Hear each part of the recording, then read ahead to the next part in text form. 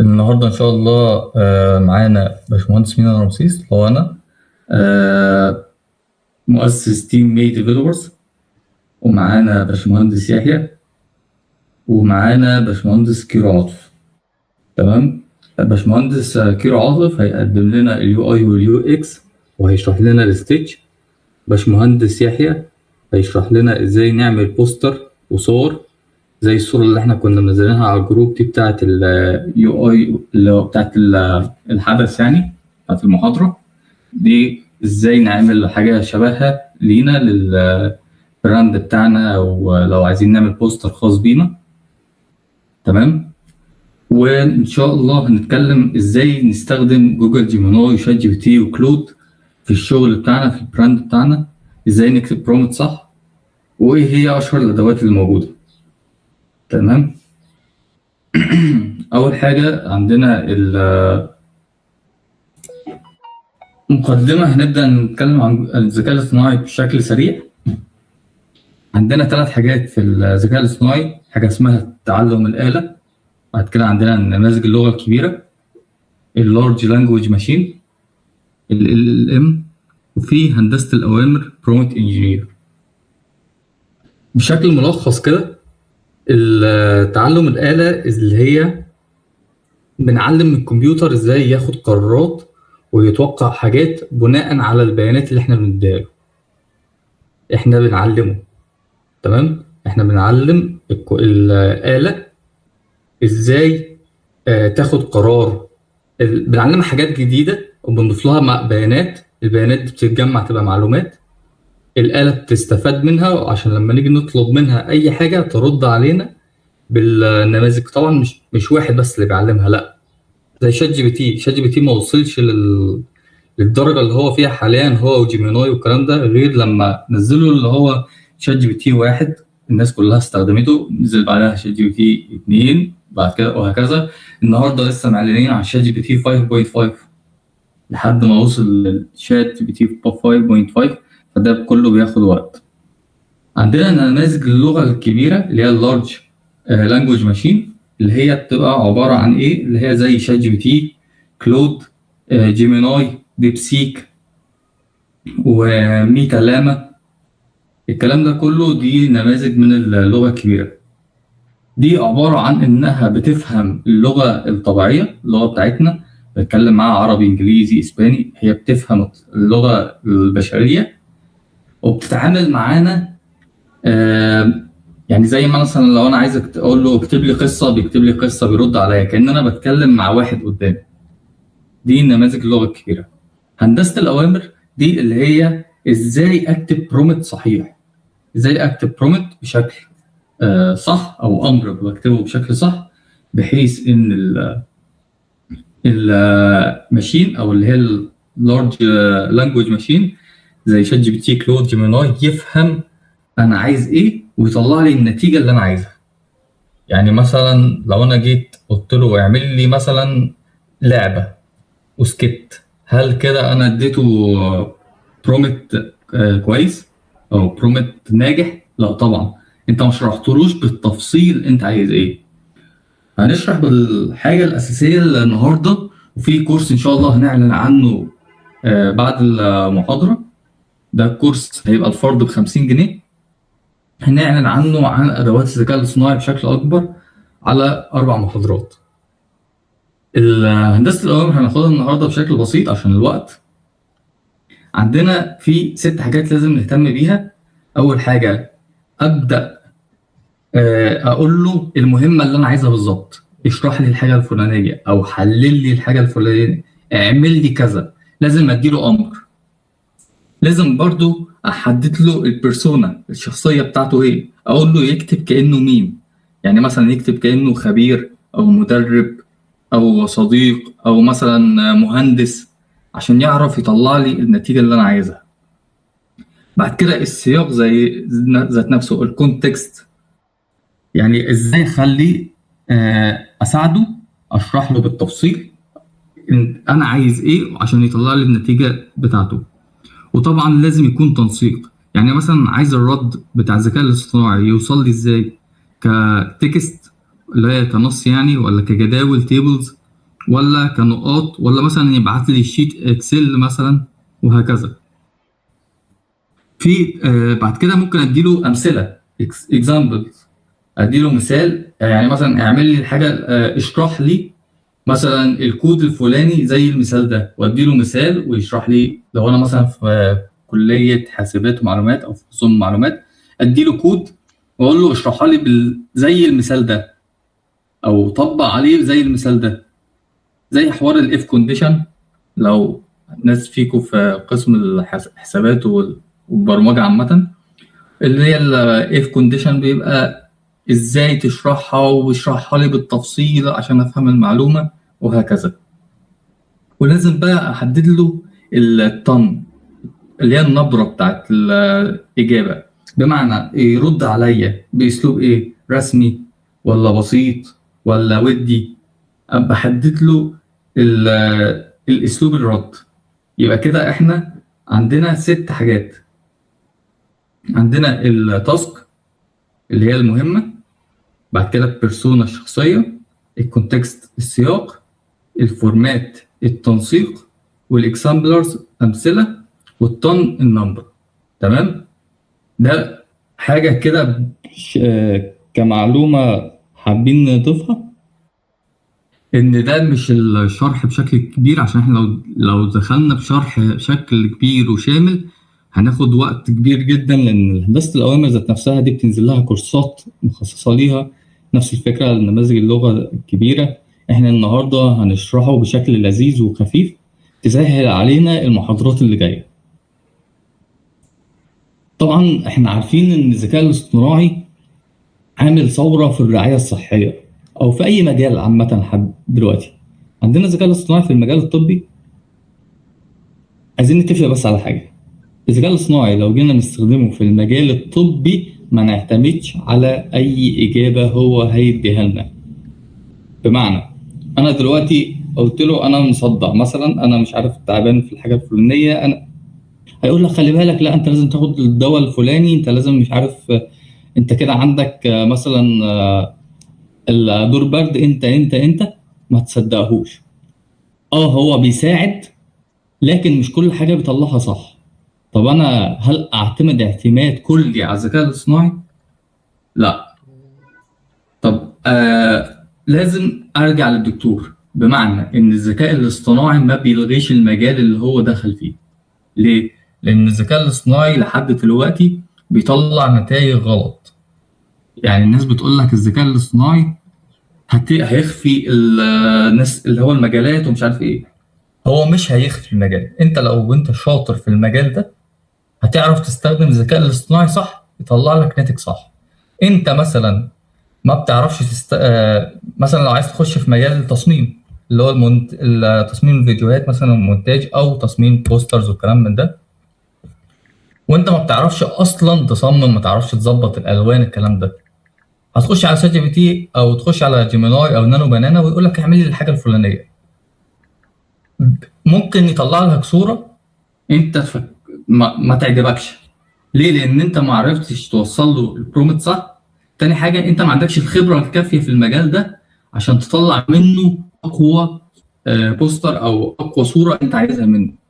فلازم تكون فاهم في المجال عشان تبدا في استخدام الذكاء الاصطناعي. الاثنين دول مع بعض لما تحط المجال مع الذكاء الاصطناعي بيعملوا لك حاجه رهيبه. الذكاء الاصطناعي اداه بتساعدنا. لازم انا اكون ملم بالمجال اللي انا داخله، او اللي انا عايز الذكاء الاصطناعي يساعدني بيه عشان اعرف اطلع منه حاجه جامده جدا. طب مثلا عندي دلوقتي الذكاء الاصطناعي اقدر استخدمه في ايه بقى؟ اديله صور طبيه وتحليل التقارير. يعني احنا مثلا هنا لو جينا على النت ودخلنا هنا، اقول له مثلا اعمل لي، عايز صور تقرير طبي. اروح داخل هنا اشوف اي تقرير طبي واخده واروح رافعه على شات جي بي تي. ندور مع بعض على صورة تكون واضحة عشان شات جي بي تي.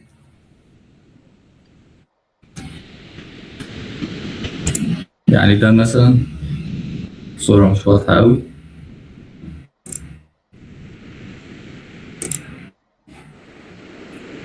عايزين صورة تبقى واضحة، ممكن ده نعمل له سيف ايمج ونحطه مثلا على الديسكتوب. هنيجي على الشات جي بي تي، تمام. يبقى ده احنا عندنا تقرير طبي، هنقول له نرفع له صورة، يرفع الصورة. ممكن على طول من الصورة وناخدها من بره.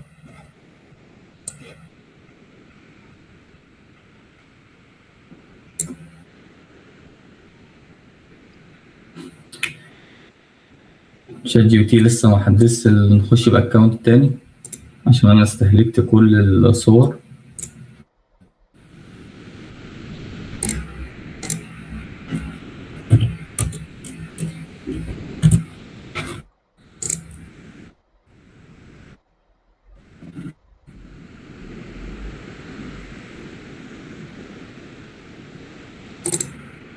طبعا شات جي بي تي بيظهر لنا عشان لسه ما ممكن في ناس ما تعرفش ازاي تستخدم شات جي بي تي، وتخش نكتب شات جي بي تي في اللي هو الشات جي بي تي ده اعلان، نتيجه اعلانيه مالناش دعوه بيها. هنخش على شات جي بي تي ده، لسه انا ما سجلتش دخول. هنلاقي هنا قم بالتسجيل مجانا او تسجيل الدخول. انا طبعا هسجل دخول بجوجل، انا عشان عندي اكونت متابعه باستخدام حساب جوجل، لازم ادخل كلمه السر والبريد الالكتروني. المهم ان احنا بنسجل بالبريد الالكتروني كلمه سر. هقفل بس السكرين ثانيه واسجل وارجع لكم تاني.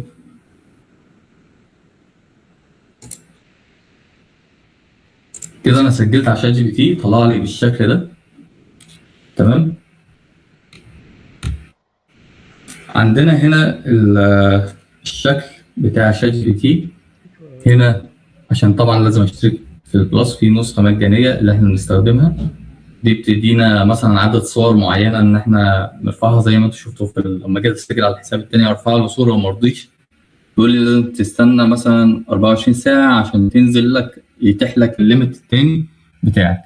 لكن شات جي بي تي بلس مفتوح، بيبقى اذكى بكتير من شات جي بي تي، وهو نزل منه كذا نسخه.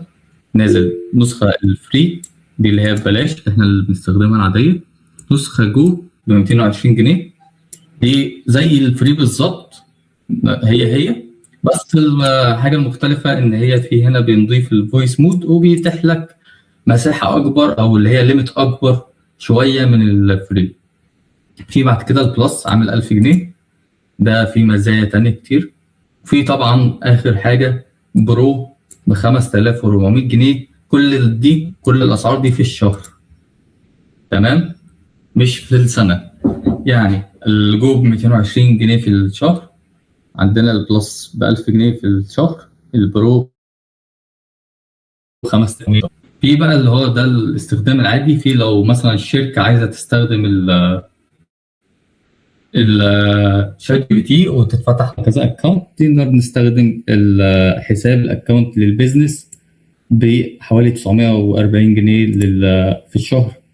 بنعمل ابجريد تو بزنس، بيتيح لنا مزايا كتيره زي البرمجه مثلا كودكس، وبيتيح لنا حمايه، وبيتيح لنا صور اكتر ان احنا نرفع صور اكتر وكلام من ده، تمام. احنا ده كله احنا طبعا خلينا زي ما احنا ماشيين بالفري، الراجل ما قصرش معانا. هنا السايد بار دي لو انا عايز ابدا شات جديده بتظهر لي بالشكل ده. لو انا عايز ادور على شات انا كنت عاملها قبل كده وادور عليها، بكتب في السيرش هنا. دي نظام بروجكت، لو انا مثلا عايز اخلي بروجكت، اسمي بروجكت، اعمل بروجكت واسميه بحيث ان انا كل مره ادور فيه، يعني يسجل البيانات دي، البيانات دي ما تروحش منه، ويجاوب في الشات بنفس البيانات دي. بمعنى ان انا لو جيت مثلا في الشتات اللي قبل كده، دي الريسنت، دي الشتات اللي كانت قبل كده، يعني الشتات اللي احنا عملناها قبل كده. في هنا مور اللي هو طبعا لو في صور، ديب ريسيرش اللي هو البحث العميق. وفي هنا الابس كودكس ده بتاع البرمجه، طبعا مش متاح في النسخه المجانيه. البروجكت دي اللي احنا قلنا ان شات جي بي تي بيفضل يتابع معاك لحد يعني لو فتحت انا النهارده الشات وجيت له مثلا بعد اسبوع هيبقى عارف انا كنت بتكلم في ايه، عكس الشات اللي هو ممكن يتوه مني. فاحنا دلوقتي هناخد الجزء بتاعة التقرير الطبي. احنا كده فهمنا الواجهة بتاعة الشات جي بي تي. هنقفل دي عشان نكبر الشاشة. هرفع له التقرير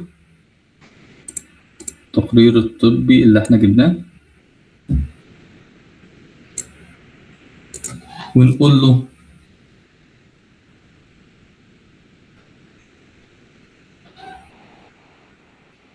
اشرح لي التقرير الطبي ده.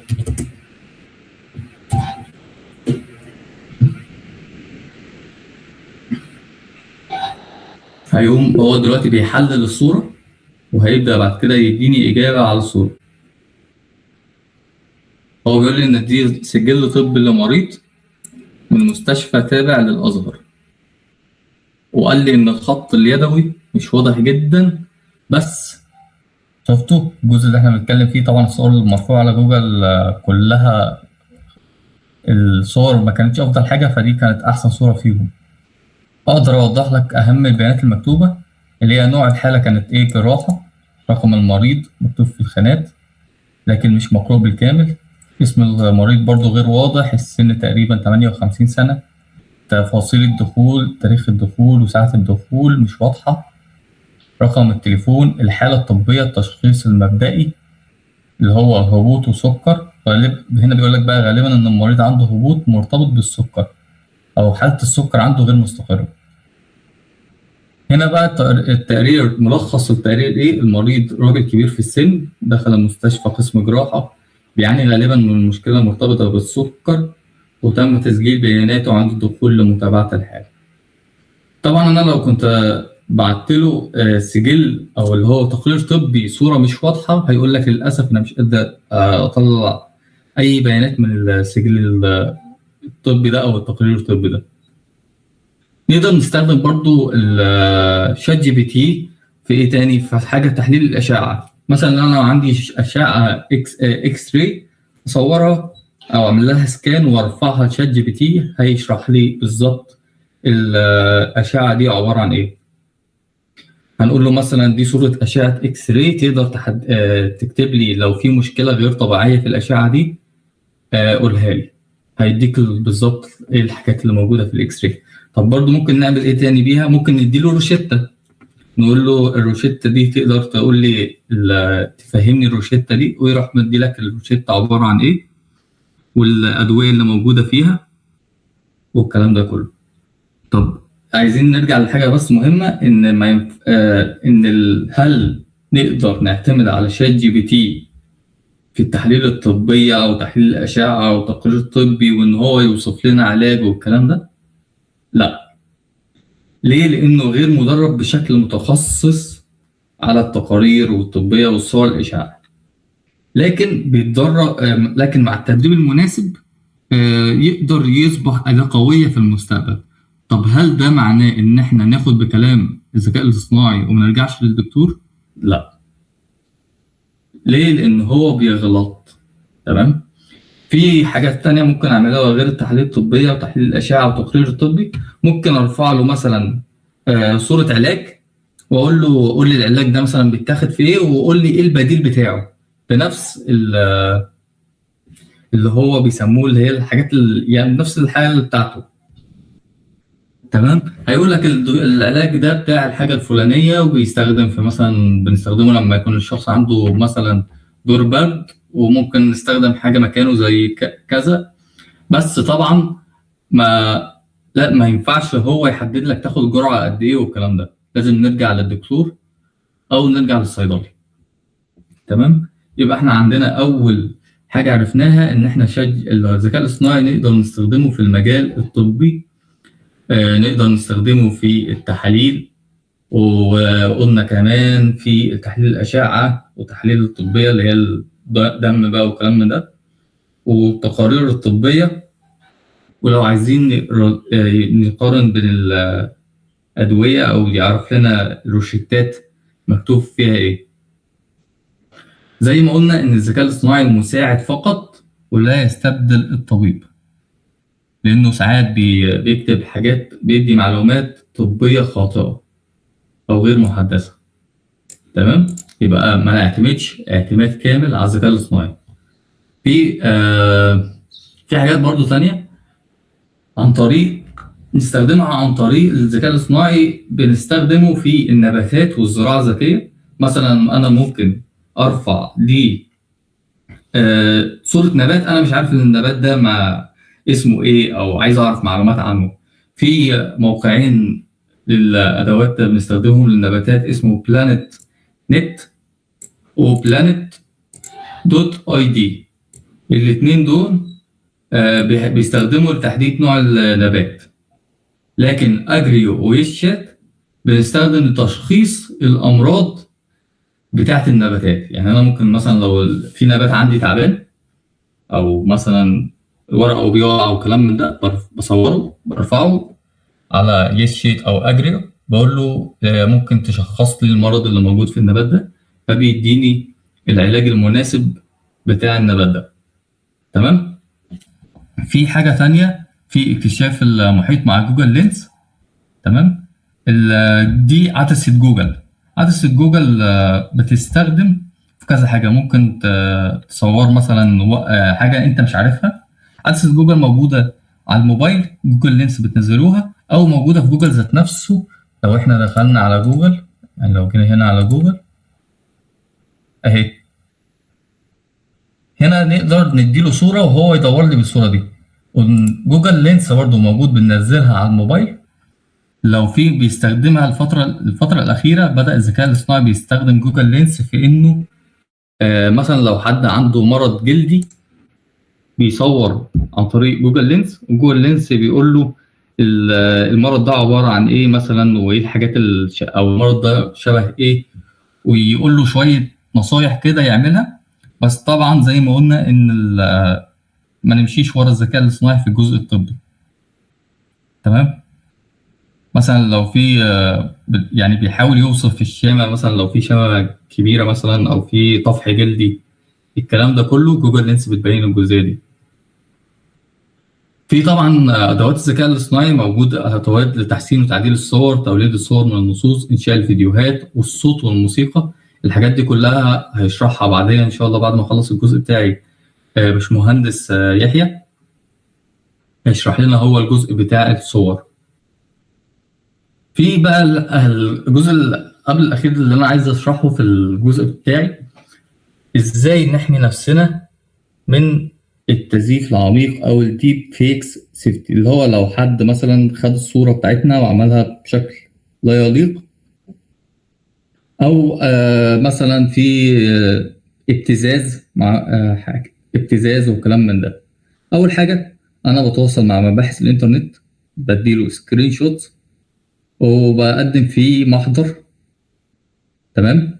تاني حاجة لو حد منزل صور على النت، واخد صورة ليا وعاملها بشكل مش لطيف بالذكاء الاصطناعي طبعا على النت، بروح بستخدم أدوات زي stopncii.org.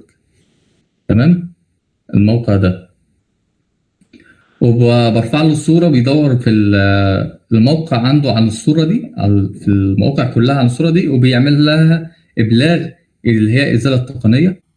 في جوجل سيرش ريموفال برضو.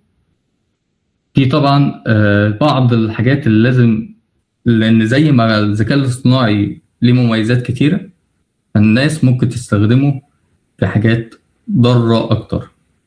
تمام. فلازم نعرف إزاي نستخدم الذكاء الاصطناعي في حاجة تفيدنا، مش حاجة تضرنا، أو الحاجة اللي نستخدمها فيها تضر حد تاني. يعني دايما نستخدم الحاجة في حاجة مفيدة، ما ندورش مثلا على الجزء بتاعها بنستخدم الحاجات مثلا ما تنفعش أو غير قانونية. زي أنا فاكر مرة كنت بشرح كنا عاملين برضو محاضرة عن الذكاء الاصطناعي، وكان في ناس دخلت، كنت شرحت الذكاء الاصطناعي يوميها وبرمجة. فلما جيت أسأل الناس في نص المحاضرة انتوا ليه يعني الناس اللي حابة تخش برمجة ناوية تخش برمجة ليه؟ يقول لي عشان نتعلم الهاكر. انا الهاكر ملوش علاقه بالبرمجه، في حاجات ليها علاقه، لكن انت داخل المفروض المجال ده انت عايز تستفاد منه وتفيد الناس بيه، مش تتعلم حاجه تضر الناس بيها. تمام. في برضو عندنا الشات جي بي تي، قلنا ممكن نستخدمه في الحاجات دي، اللي هو التقارير الطبيه والكلام ده كله، ممكن نعمل بيه صور، ممكن نكتب منه. بس انا ما بفضلش الكتابه في شات جي بي تي، بفضل الكتابه بجوجل جيميناي. جوجل جيميناي نفس الفكره بتاعت شات جي بي تي، بنعمل تسجيل دخول برضو نفس الكلام، بس جوجل جيميناي فيه ميزه ان احنا بنكتب معاه زي ما احنا عايزين، مفيش ليميت معين يقدر يوقفنا. لكن انشاء الصور، هو الفتره الاخيره بقى بيديك مثلا 5 6 صور ويروح تلاقي مره واحده ويوقف منك، يقول لك لا تعالى لي بعد مثلا 5 ساعات 6 ساعات. حصلت معايا الاسبوع اللي فات، مش عارف بقى ده كان بيجربوها ولا شغلوها على طول ولا ايه بالظبط. في منه برضو زي شات جي بي تي، زي شات جي بي تي كذا نسخه، في اللي هو الفري، نسخه الفري، وفي جوجل اي اي بلس، وفي جوجل اي اي برو. في عروض، حلو العرض ده. جوجل اي اي بلس عامل 124 جنيه بعد الخصم، هو السعر الاصلي 250 جنيه. هنا نزل جوجل اي اي برو، نزل لي ببلاش، يبقى نفعله بعد الكورس بقى. وجوجل اي اي الترا ب 4400 جنيه بدل 8800 جنيه. طبعا الكلام ما اعتقدش حد مع فلوس جوجل اي اي الترا، ممكن نخلينا في جوجل اي اي برو وجوجل اي اي بلس. انا جربت جوجل اي اي برو قبل كده، هو خيالي. يعني جيميناي اللي ببلاش ولا حاجه من جيميناي اللي هو 3 برو.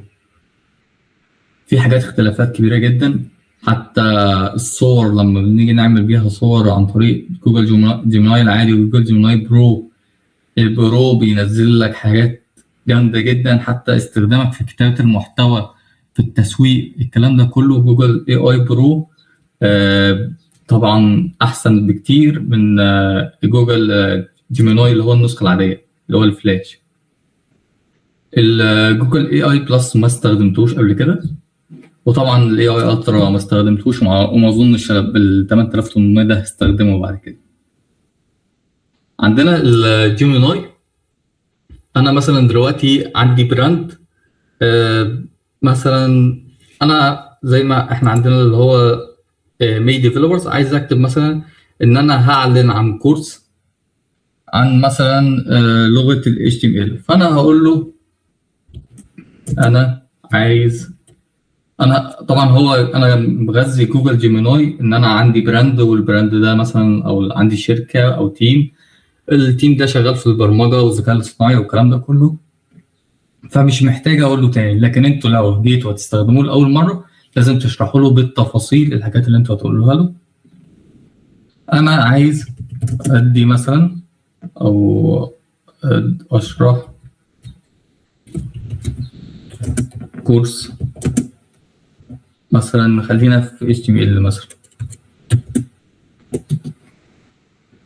هديله بقى كل تفاصيل الكورس. الكورس هيكون 4 محاضرات، كل محاضرة 1.5 ساعة.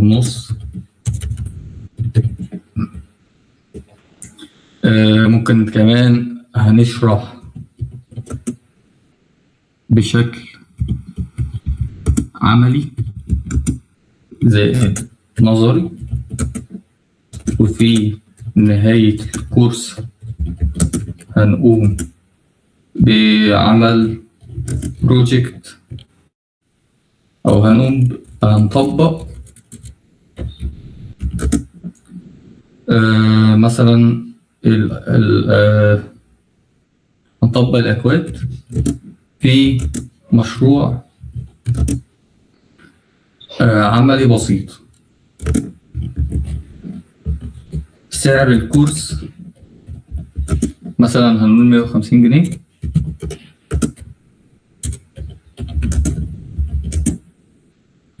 بعد ما اديته التفاصيل كلها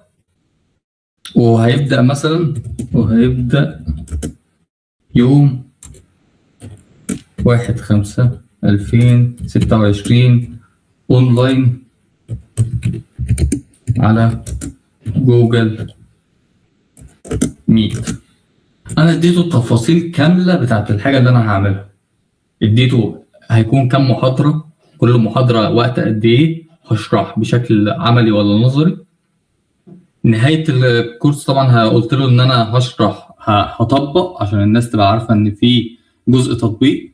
اديته سعر الكورس كام، هيبدا امتى، وهيستمر مدة أسبوعين، كل أسبوع محاضرتين، أيام مثلا حد وخميس. حلو، أنا شرحت له كل حاجة عن الكورس. هقول له بقى عايزك تعمل لي بوستر أو عايزك تعمل لي الأول إعلان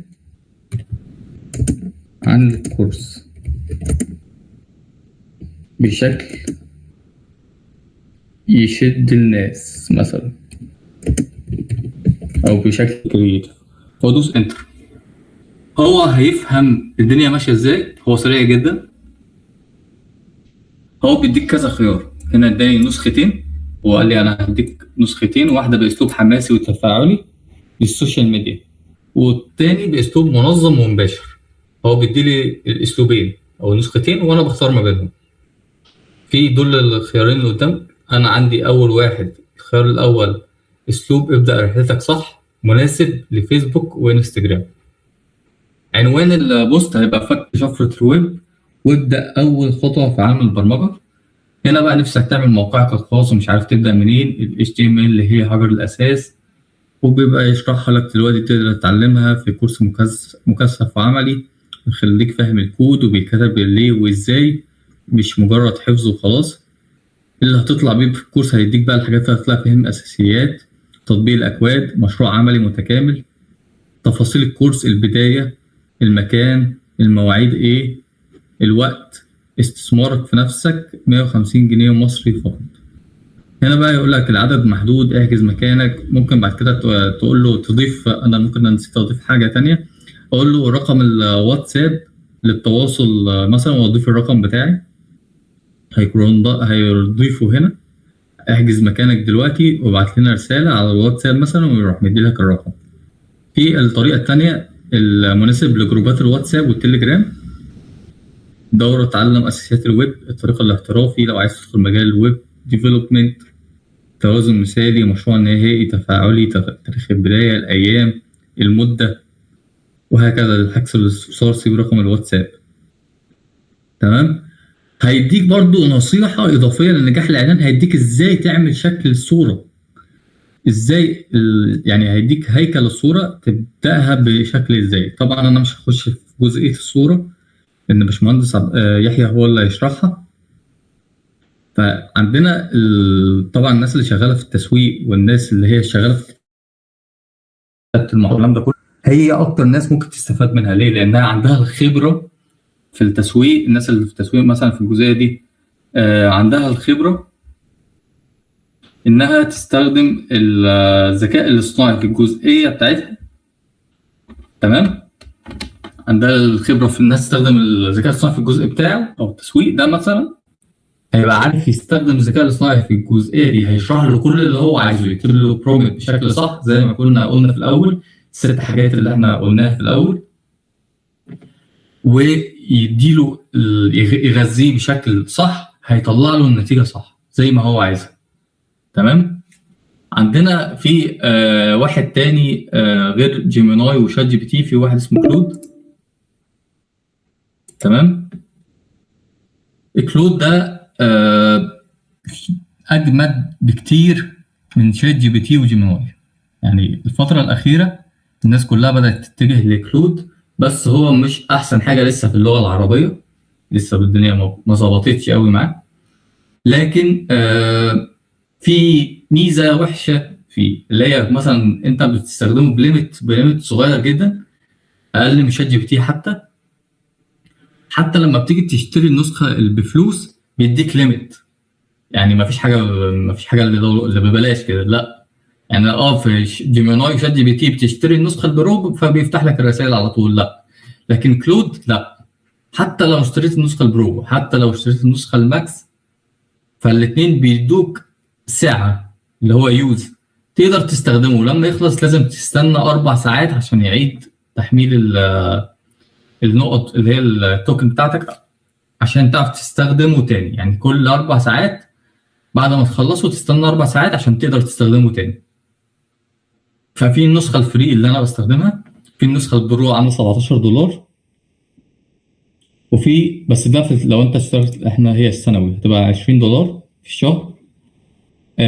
في الشهر برضو النسخة الماكس اللي هي أعلى نسخة $100. طبعا موجود التيم والانتربرايز، لو في تيم مثلا من 5 ل 150 يوزر فده في نسختين، اللي هو ستاندرد بريميوم. في الانتربرايز اللي هو شركة أكتر من 20 يوزر، ده في مش كاتب السعر، هو كتب $20 بير ست، يعني الفرد ب $20. وبيخليك تفتح حاجه اسمها الاي بي اي. طبعا الناس اللي فاهمه في البرمجه والكلام ده هتفهم يعني ايه اي بي اي. كلود نفس طريقه التسجيل، نفس كل حاجه، نفس الشات، نيو شات، سيرش عن الشاتات والشاتات القديمه. بروجكت نفس الفكره. في حاجات، في ميزه ثانيه اسمها الارتفاكت وكود. طبعا انا ما بقدرش استخدم الكود، لازم اعمل ابجريد.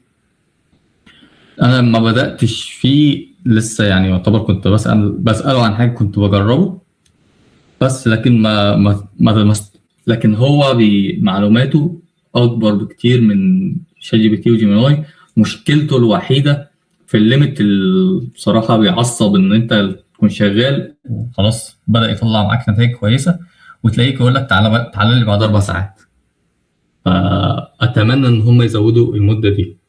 كده الجزء الاولاني من المحاضره بتاعت خلصت. دلوقتي باشمهندس يحيى هيبدا يشرح الجزء بتاع الصور. تمام، وان شاء الله هقابلكم تاني في اخر المحاضره. باشمهندس يحيى اتفضل.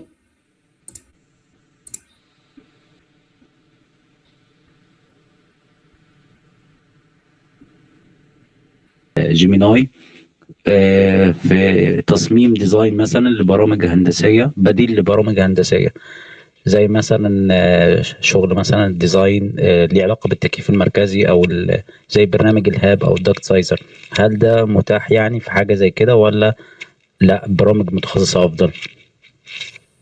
هو ممكن يديك الشرح بتاع الهيكل بتاع البرنامج. يعني انت عارف، انت كأنك بتتناقش مع مهندس او بتتناقش مع حد، فهو هيبدأ يتناقش معاك ويقول، ممكن يزود لك افكار كمان مش موجودة عندك. وهو حلاوته في الافكار. بس انت لو جيت يعني يعني هو افكاره رهيبه بس كنصيحه بلاش تستخدم شات جي بي تي، لان هو بيتغابى ساعات. فافضل فعلا. هو فعلا شات جي بي تي بقى دلوقتي مش احسن واحد فيهم. هو الاحسن واحد هو الكلاود، وبعد كده جيميناي. لكن شات جي بي تي انا بصراحه ما بقيتش ارشحه لحد، لان شات جي بي تي بقى صعب في التعامل. يعني زي ما انت بتقول له بيقول لك انت صح، ما بيرجعش للتفكير، ما بيديكش اجابه منطقيه، او بيديك مش زي جيميناي، لا بيقول لك انت عندك الحاجه الفلانيه غلط، انت مثلا لازم تبدا الاول بالحاجه الفلانيه وهكذا. كلود برضو نفس الفكره، لكن شات جي بي تي زي ما انت ماشي هو بيمشي وراك. هو جنريشن ايديا بس ممكن يعني. بالظبط. مم. تمام، شكرا يا باشمهندس مين. العفو عليك. في حد بقى رفع ايده؟ ايوه، هو بس معلش، هو طلب اكتر من هو سؤال. ممكن اتفضل. البرامج اللي حضرتك كنت قايل عليها النهارده بتاعه الزراعه، اللي هي الكشف والبرامج اللي حضرتك قايل عليها، انا ما لحقتش اخد الاسامي بتاعتها، فممكن تاخد مع جروب. البي دي اف كده كده هيترفع لكم بعد المحاضره ان شاء الله على الجروب. تمام، اوكي، شكرا. كل الادوات اللي هيتم استخدامها النهارده هنبعتها لكم باللينكات بتاعتها على الجروب. شكرا. العفو. محمد رافع ايده. مساء الخير. كنت بسأل حضرتك لو انا مثلا عايز اشتغل معاه ان هو زي كمساعد كده، ان هو مثلا في الجزء الماركتنج، الخطة او الاستراتيجي معينة لبراندات او كده بشتغل عليها، فالافضل هيكون شات جي بي تي ولا جيميناي؟ بص انت ممكن تستخدم الاثنين وتقارن ما بين الاجابه بتاعت ده وتقارن ما بين الاجابه بتاعت ده، بس انا بفضل جيميناي. شات جي بي تي بتبقى اجابته مش قد كده يعني، فانت ممكن تجرب الاثنين. كده كده انت عندك جيميناي مفتوح تقدر تتعامل معاه طول اليوم، يعني تفضل تسال فيه ما بيزهقش. شات جي بي تي عنده ليميت، فانت ممكن تجرب شات جي بي تي تقول له مثلا خليني مثلا اعمل لي خطه تسويقيه مثلا مجال الفلاني او براند معين، واديله التفاصيل بتاعته. وبعد ما تشوف الاجابه بتاعت شات جي بي تي، خد نفس السؤال واساله الجيميناي وشوف الاجابه بتاعت جيميناي انهي واحده فيهم شايفها احسن. طبعا انا مش تخصص تسويق فما اقدرش افهم في الجزء ده، حضرتك هتفهم اكتر مني في الجزء ده، فتعرف تبين ان انهي احسن اجابه فيهم، هل جيميناي ولا شات جي بي تي. تمام فهمت حضرتك. تمام. ممكن تجرب كلود برضه، اعتقد كلود هيطلع معاك بنتيجه افضل من الاثنين. تمام. انا كان في اعتقادي اجربه بعد ما حضرتك اتكلمت عنه، انا ما كنتش اعرفه للاسف. تمام. شكرا لحضرتك. العفو عليك. منى رفع ايديها. كنت عايز أسأل حضرتك، احنا بنستخدم يعني في الجامعة، يعني بيبقى طلب مننا أبحاث تقارير أو حتى نعمل أبحاث معلومات. هل في مثلا مواقع معينة مثلا أنا أبقى عارف لو أنا عايز معلومة ده هيديني النتيجة كويسة، لو أنا عايز أعمل بحث ده هيديني النتيجة كويسة وغيره؟ نقدر نستخدم الشات جي بي تي برضه وكلود والكلام ده فيهم، بس طبعا في جزء في شات جي بي تي اسمها الديب سينك، لما بنفعلها بنعملها علامة صح هو بيدور في جوجل عامة وبيجيب لنا المعلومات كلها عن البحث الفلاني. بس لما طبعا زي ما كنا شرحنا لازم انا البرومت اديهوله صح، بمعنى ان انا عايزه يكتب لي البحث مثلا ده، انا عايز البحث ده مثلا 500 كلمة، لازم احدد له يبدا يعني البحث ده يبقى حوالي 500 كلمه ويتكلم لي في النقط الفلانيه، يعني هتدي له النقطه رقم 1 2 3 4، فهو هيبدا يديك الشرح كله. وتقدري في الاخر بقى عشان تتاكدي ان المعلومات دي صح ولا غلط، هتقولي له ابعت لي المصادر اللي انت جايب منها الكلام ده بعد كده او البحث ده بعد كده، فهو هيديكي المصادر، هيعمل لك البحث او هيعمل لك الحاجه اللي انت عايزاها بعدد الكلمات اللي انت عايزاها، مثلا 500 كلمه 600 كلمه 300 كلمه، وبالتقسيمه اللي انت عايزاها بالنقط كمان اللي انت محددها له. تمام ماشي، تسلم. عفوا. شاهي رفع ايده. ايوه. لو سمحت كنت عايزه اسال دلوقتي، انا لما بديله كلام يكتبه في بوست او في صوره بيديني ايماءات اخطائيه، دي احل معاها ازاي دي؟ بيكتب الكلام غلط؟ سواء جات جي بي تي او جيميناي. هو للاسف بتكتب كعربي صح؟ عربي. هو في العربي مش لسه ما اكتملش زي الانجليزي، لان هو اصلا معمول كان في الاول انجليزي، فالانجليزي عنده احسن بكتير من العربي، ففي العربي بيجي في الكلام ما بيقدرش يكتب الكلام زي ما احنا عايزينه، يعني في الكلمات بتبقى هربانه منه شويه، فممكن يعني في كلام بيبقى ناقص، يعني انا بديله صيغه معينه المفروض ان هو بيحطها بيديني كلام مشابه، حتى في الجيميناي بيعمل كده. ممكن حضرتك تقولي له استخدم نفس النص اللي انا اديته له، هو هيمشي معاكي بنفس النص. يعني انت هتدي له النص وقولي له عايزك تديله النص بس قولي له بقى الامر ان انت عايزك تمشي مع النص ده بالظبط، بس ما تزودش حاجه، ما تنقصش منه حاجه. ممكن يزود لكن ما ينقص منه حاجه، لان انت عايزه نفس النص بالظبط. شكرا. العفو. في حد كان عايز يسال سؤال تاني؟ كده تمام. نبدا مع باشمهندس يحيى. اتفضل يا باشمهندس.